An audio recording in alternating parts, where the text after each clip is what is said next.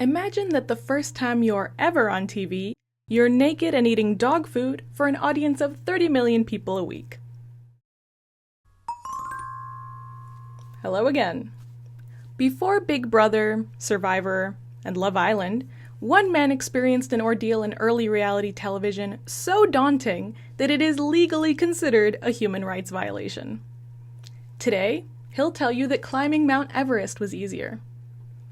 I was given a screening of Hulu documentary The Contestant recently, and given my past discussions of early reality TV, I felt like making this video would be a great continuation of those discussions. The Contestant is a documentary that explores the 1998 Japanese reality TV show Denpa Shonen, A Life in Prizes. The show was a spin-off of the original Denpa Shonen, which was a challenge show known for wild challenges where participants could win money and even become famous for participating. It's the hit of the season. Every week, more than 30 million people tune in to watch some young hopeful endure intense hardship. 22-year-old Tomoaki Hamatsu participated in a group audition for a new reality TV show in Japan in 1998. Tomoaki goes by a childhood nickname, Nasubi, which means eggplant in Japanese, and he goes by this nickname as a way to reclaim an insult often used against him to describe his long face. His dream was to become an entertainer, a comedian. He moved from Fukushima to Tokyo as a young man in pursuit of this dream. Nasubi and the group he was auditioning with were told that they would be chosen through a lottery, and that the participant chosen would need a lot of luck to ultimately win the new show. This is all that they were told. Nasubi's name was chosen from a box, and his shock and happiness at winning this lottery was captured by show producers. Nasubi said that he had never won anything before. He was then led, blindfolded, into a car, and eventually brought to a small room with covered windows. It had a toilet, a sink, a hot plate, and a rack filled with magazines and postcards. When the producer, Toshio Tsuchiya, revealed the room to Nasubi, he told Nasubi that he would need to strip down totally naked in order to begin the show. Nasubi eventually relented to getting naked once he was told that most of what would be filmed would never make it on air. His goal for the show was to submit postcards to magazine sweepstakes every day in order to survive off of the winnings. And eventually he would need to amass enough worth about 1 million yen, which would be about $7,545 in 1998. The show filmed Nasubi entering these contests and attempting to fill his days alone in that empty room for 1 year and 3 months. The show became one of the most popular and successful shows in Japan at that time, with more than 30 million people tuning into the show weekly. For the first 2 weeks, Nasubi didn't win anything, and he was supposed to gain food and clothes through the contests alone. He was quickly losing weight, and obviously suffering, and while the crew of the show were told not to speak or interact with Nasubi at all, they were allowed to give him crackers in those first 2 weeks to prevent him from starving. He did manage to win a package of rice from a magazine contest after that, and after winning food for the first time, the crew was then barred from giving him anything else. Nasubi was also allowed to keep diaries, and often wrote about the effects of the intense isolation on his mental state. He quickly lost track of time and days of the week without a clock or calendar in his room. Nasubi wrote, "I'm proud of all the loot I've acquired sitting behind me. I concentrate on writing postcards as if my life depends on it. I see the shadowy figures of people outside my window and hear the murmur of voices. I'm lonely. I feel like I want to cry. I'm so miserable. Being alienated from human contact for this long makes you absolutely long for human warmth. My head was in such emotional turmoil that I couldn't sleep. I was so miserable the tears just came. Having lost all awareness of days of the week, my grip on reality cannot be relied upon. For months, my life has just been a struggle between sanity and madness. Who am I? What am I doing? What am I living for? Maybe it's all over and they're clearing up and have forgotten about me. Sometimes I wonder if I'm even in Tokyo or in Japan. Maybe I've been abducted by aliens." There was a real sense of hopelessness he described as he learned to fill his days writing postcards, sometimes hundreds a day, entertaining himself with the little he had, and hoping that his submissions would lead to food prizes. At one point, Nasubi was so hungry that when he won dog food, he actually ate it. The show was edited to compile moments where Nasubi would be goofing off, celebrating his prize winnings, talking to himself, and generally keeping good spirits. But the reality was much darker. Nasubi wrote in his diaries how the longer the show went on, the more he considered taking his own life. Nasubi says in interviews that he did have the ability to quit. He could call the producer and walk out, but he felt that he had committed to the project and that the best thing to do was to see it through. In a Reddit AMA earlier this year, Nasubi describes his mindset of seeing it through as Yamato spirit, or Japanese spirit, which is an older term regarding Japanese cultural values and describes an intrepidness or determination without regard for one's life. The show began airing almost immediately and garnered national attention quickly. The audiences began connecting with Nasubi and rooting for him from behind the screen. But Nasubi was never made aware of the audience or of the fact that the footage was actually being broadcast while he was participating. As the show's success grew, so did the skepticism from audiences regarding how real the show was. Many thought that Nasubi wasn't actually kept in a room 24/7, and that he was only kept there so they could film him writing postcards and getting prizes. In response, the producer, Tsushiya, decided to create an online live stream of Nasubi to prove that he was actually being kept there the entire time. He also hired a crew of 50 people in order to keep Nasubi censored with an eggplant emoji. Tsushiya, the producer of the show, was also interviewed in this documentary, and the way that he describes this time and his goals for the show sound extremely removed from the emotional and physical toll of Nasubi's situation. Tsushiya described how he felt like he was making groundbreaking television, and that the original Denpa Shonen was the first reality TV show, in Japan at least. Tsushiya expressed a desire to push the boundaries of human determination and was fueled by the positive audience reception. Nasubi describes thinking that Tsushiya was like a god to him, and Tsushiya describes himself as more of the devil. After 11 months of isolation, Nasubi had won enough prizes to reach his 1 million yen goal. The producer let him know, and then blindfolded him and took him to South Korea, where they took him to a barbecue restaurant and then an amusement park. They had a nice weekend, and at the end of the day, they brought Nasubi back to an empty room, much like the one he had in Japan, and told him to strip down again. This time, Nasubi would face the same challenge, but in South Korea. The show was edited to make it seem like Nasubi simply accepted his fate and stripped down to start the challenge over in South Korea this time, but what actually happened was that Nasubi had refused until Tsushiya spoke to him for over 3 hours and finally convinced him to stay. The show became a South Korean follow-up to A Life in Prizes, but this time the goal was to earn enough in prize winnings to buy an economy flight back home. Nasubi had to teach himself the Korean alphabet and language in order to submit postcards for the magazine competitions. He quickly amassed enough in prize winnings to cover the cost of the economy ticket, but Tsushiya decided that Nasubi had gotten to the goal too fast and changed the rules so that Nasubi had to collect enough winnings equivalent to a first-class ticket back to Japan instead. When Nasubi quickly met that goal, Tsushiya decided that the show's ending needed to be a big spectacle. So he blindfolded Nasubi again and took him by boat back to Japan this time, and onto a soundstage with a fake room similar to one they placed him in originally. Nasubi stripped down once again once he removed the blindfold, and was expecting to be told that he would be starting the challenge over yet again. Instead, the walls of the room fell down around him and revealed that he was actually on a stage and in front of a live audience. And again, he was naked. Seeing this reveal and Nasubi's total confusion about what's going on is incredibly sad. Nasubi had no idea what was going on or why the audience was laughing at him. The hosts of the show's finale had to explain to him that they had all been watching him complete the challenge and that it was over now. Nasubi was horrified to learn that all the footage that had been recorded of him was in fact being broadcast the entire time. And it only after they got the reaction they wanted of Nasubi celebrating that it was over, and after press was able to ask him questions, he was finally given a blanket to cover himself and led off of stage. Nasubi says in the documentary that he felt like he lost faith in humanity after that experience.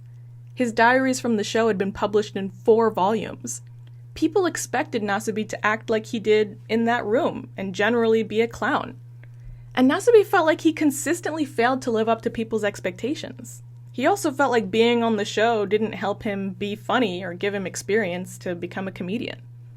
Nasubi says a big lesson he learned from his time in isolation was that human beings were not built to be alone. Nasubi's family learned of Denpa Shonen, A Life in Prizes, while it was airing, and were horrified. Nasubi's mother and sister were shocked at the cruelty and humiliation, and felt like people watching that didn't know Nasubi personally couldn't understand the depth of the cruelty. In fact, audiences loved Nasubi and Denpa Shonen and thought it was hilarious. Something Nasubi's parents told him when he was moving to Tokyo to pursue a career in entertainment was not to get naked on TV. It was something that Nasubi said he carried with a lot of shame, and he was afraid to face his family after the show ended. But the show actually filmed him returning to his family in Fukushima, and Nasubi said that in that moment, when they finally saw each other again and hugged, he felt like there was a silent moment of acknowledgement and forgiveness on their part. Nasubi's father, who was a policeman, was not interviewed for this documentary, but his mother and sister were, and they have said that they hated the show and the producer, Tsushiya, for what they did to Nasubi. They said that they felt the producer was extremely manipulative of him. Nasubi felt lost after the show and unhappy with his life. He found it hard to talk to people and felt like the experience actually harmed his ability to trust people and form relationships. He has said that people could push others to such limits, plunge them into despair. It's the same with bullying. I realized how cruel people could be. Whether or not I needed counseling, I just knew that I was broken. After A Life in Prizes, I lost my faith in humanity. My heart was still wrapped in loneliness. I couldn't remember how to talk to people or where to look when I talked to them. I was on a lot of TV shows, but I couldn't deliver, so I felt ashamed and I hated myself. I couldn't keep up with people's expectations of Nasubi. I had a big void in my heart, like a black hole. The only way to fill it was through human connection. That was the only way. In 2011, the Tohoku earthquake and tsunami in Japan led to a nuclear waste accident at the Fukushima nuclear power plant. Nasubi decided to visit Fukushima and help raise awareness for victims of the disaster. Nasubi felt like he was actually able to make a positive difference in people's lives when he noticed how happy he made the people of Fukushima by visiting. Some people even apologized to him, saying that they lost his autograph in the aftermath of the earthquake. Nasubi signed more autographs for them and realized how something that, for him, that didn't cost much or take much time, could make such a huge difference to people. Nasubi decided to go on the Ohenro Pilgrimage, visiting 88 Buddhist temples on Shikoku Island. It's a journey that covers 745 miles of the island and can take anywhere from 30 to 60 days to complete. While many devout Buddhists partake in this pilgrimage, those seeking self-reflection and spiritual growth also complete the journey. After the pilgrimage, Nasubi became interested in mountaineering and decided that he wanted to climb Mount Everest in order to attract attention to fundraising for victims of the 2011 Tohoku earthquake and tsunami. There were 3 failed attempts before he was able to successfully reach the peak of Mount Everest. On multiple of his failed attempts, his mountaineering group experienced earthquakes and avalanches, and Nasubi stayed in Nepal for several months in order to support rescue missions there. Those who were in his mountaineering group described Nasubi's support for others in the wake of these disasters as the moment where Nasubi finally found his calling. In order to raise money for his climbing expeditions to Everest, Nasubi actually accepted money and publicity from Tsushiya. Nasubi said that Tsushiya actually apologized to him for the way he was treated on A Life in Prizes. And Tsushiya also told Nasubi that he was willing to do anything for him. Nasubi has said in interviews that he did accept Tsushiya's apology and was impressed that Tsushiya wanted to help him in his expedition. Nasubi's sister, however, has said in an interview that she did not like that Tsushiya was involved in the fundraising for the expedition at all. And I don't blame her. But I think Nasubi showed immense strength of character by accepting Tsushiya's apology. Tsushiya said in an interview for the documentary that he was used to being hated, but that the first time he met up with Nasubi after the show ended, he could really feel the hatred coming off of him. Can you blame him? But I think it was more for Nasubi's sake than Tsushiya's that Nasubi chose to forgive him. The amount of anger and betrayal that Nasubi must have felt would have been a huge mental drain to carry with him. And it's amazing to listen to Nasubi talk about how much he wants to help people and find happiness in his daily life through small things. While the documentary and Nasubi's story have received a lot of praise and sympathy from people who see the ordeal of a life in prizes as a torturous experience, there's also a section of audiences who truly believe that Nasubi was not a victim, and that gaining fame was a reasonable exchange for human rights violations. These people, in my opinion, are the same people that believe that the dehumanization of celebrities is an acceptable and inevitable occurrence that celebrities should simply endure because they wanted fame in the first place. I also think it's easier for these people to believe a narrative in which Nasubi did not experience so that they can avoid feeling bad for Nasubi at all. If I had the chance to speak to Nasubi, I would ask him what advice he would give to young people who seek entertainment career opportunities by participating in reality TV shows. There are so many people willing to be treated horribly in these industries with immense competition for the chance at a career. There are people who are already accepting wages well below the cost of living and working 60 or more hours a week. People who seek out reality TV opportunities and imagine that they'll have some control over their image or outcomes and find out too late that the house always wins. There are even people behind the scenes of reality TV shows and working as crew that are faced with immense workloads and a very toxic working environment. While someone like Nasubi did gain national and even international recognition, the sheer amount of actors in the reality TV industry makes it statistically impossible for all or even most other actors to do the same. The promise of fame also drives down the pay for many reality TV participants, with most earning absolutely nothing, and some earning a couple thousand to 10,000 a season. Bigger names and those that do become celebrities as a result of their participation can make tens or hundreds of thousands. But it's a huge gamble, and the resulting hit to your reputation may prevent you from getting jobs outside of reality TV in the future. Nasubi earned about 10 million yen in total for his participation on both A Life in Prizes shows, and that includes profits from the sales of his diaries. That's about $76,366.50 using the 1998 average exchange rate. If we divide that by the amount of days he was filming, that's a daily rate of $167.84, or $6.99 an hour. Considering how famous the show was, it's a small amount of money compared to the potential show earnings. When I looked up the average cost of living for a single person in Tokyo and what they would need to earn hourly to live there, I found that someone would need about $9.71 an hour to afford Tokyo in 1998. So besides the amount not being substantial, what he was given also wasn't enough to cover the cost of living in Tokyo.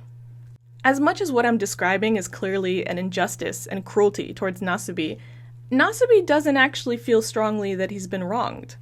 At least, not anymore. After the show's finale, Nasubi said that he felt like he had lost faith in humanity.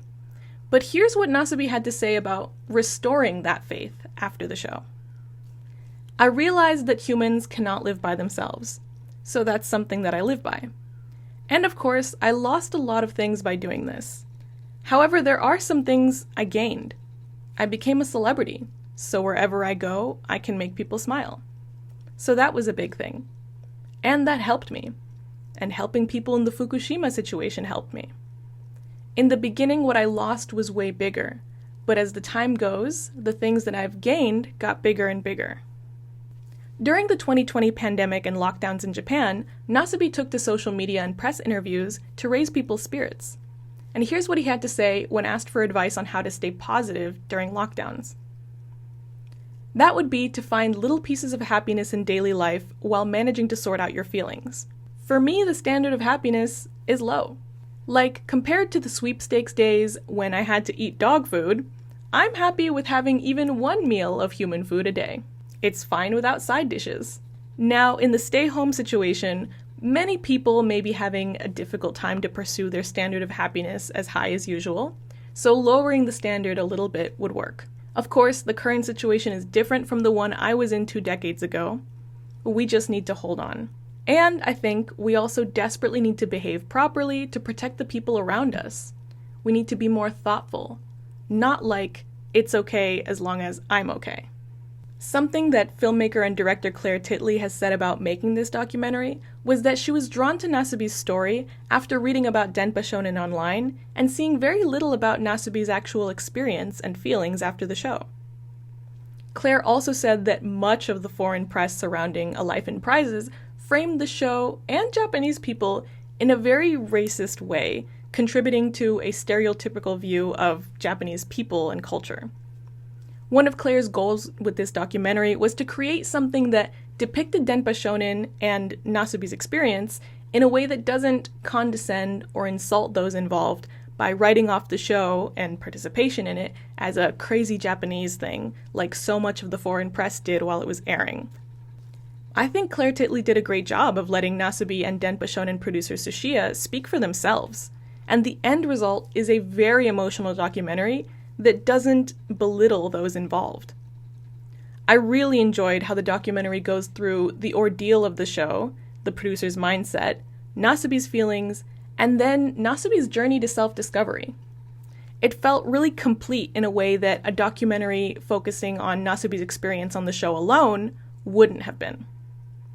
Rather than ending the documentary on the low note of Nasubi losing faith in humanity, we see Nasubi discover something different about himself and create strong bonds with people again. It's a more hopeful ending, and one that reflects Nasubi's life today, rather than focusing on the person he was in 1999. If you enjoyed learning about this, please let me know, and be sure to check out the Contestant documentary out on Hulu now. And starting tomorrow, November 27th, you will be able to find The Contestant in UK theaters. Find a theater near you at metfilmstudio.com. I would love to know your thoughts about the documentary in the comments. Thank you for listening, and I'll see you again soon. Bye.